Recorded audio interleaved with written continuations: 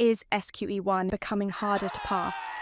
And are pass rates likely to drop again in January 2025? After the disaster of SQE1 in July 2024, when only 44% of candidates passed, this is the question on everyone's mind. Dr. Yannis analyses the data, trends, and practice area performance over recent sittings and explores what it all means for your preparation heading into the next SQE1 assessment in January 2025. Let's start with the big question. Is SQE1 becoming harder? The data from multiple SQE1 sittings, November 2021, July 2022, January 2023, July 2023, and January 2024, paints a revealing picture.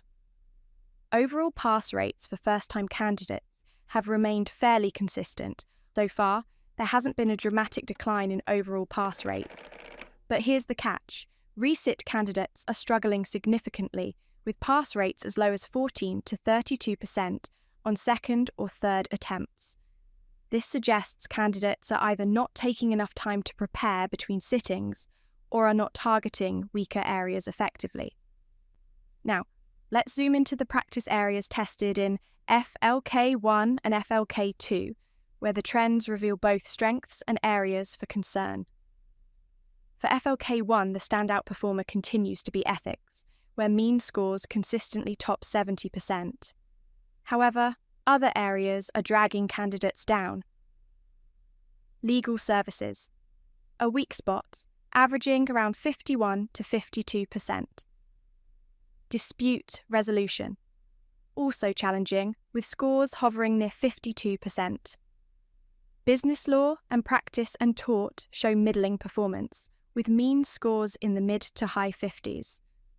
For FLK2, the story is similar, but slightly more concerning. Ethics and criminal liability continue to perform well, with mean scores above 60%. But wills and intestacy and property practice remain significant problem areas, with mean scores below 50 to 51%. What does this tell us? Well, candidates clearly need to allocate more preparation time to practice areas like legal services and wills and intestacy, while maintaining focus on high-scoring areas like ethics to shore up overall performance. The data also reveals interesting trends across different demographics, and while we tread carefully here, it's important to acknowledge them. Ethnicity. White and mixed-race candidates have consistently achieved higher pass rates compared to candidates from Asian or Black backgrounds. Socioeconomic background. Candidates who attended independent schools or whose parents have a university education tend to perform better. Education.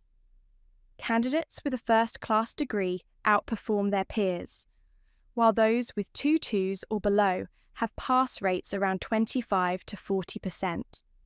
These outcomes highlight systemic challenges and underscore the importance of tailored support and preparation strategies for candidates across different backgrounds. So, let us answer the big question. Will the pass rate drop in January 2025? The evidence doesn't suggest any significant change in assessment difficulty. However, candidates resitting the exam face an uphill battle with very low pass rates if they do not adequately review weak areas. Performance across practice areas, especially legal services FLK1 and wills and intestacy FLK2, continues to lag. This signals that success in January 2025 will depend heavily on targeted preparation. Candidates must prioritize weaker practice areas, analyze past performance data, avoid rushing resits, take time to build confidence and knowledge. As always, the SQE1 rewards those who focus on both breadth and depth of legal knowledge. All right, let's wrap this up with your actionable game plan. If you're preparing for SQE1-1, know your weaknesses, focus on areas like legal services, wills and intestacy, and property practice. 2. Maximize strengths.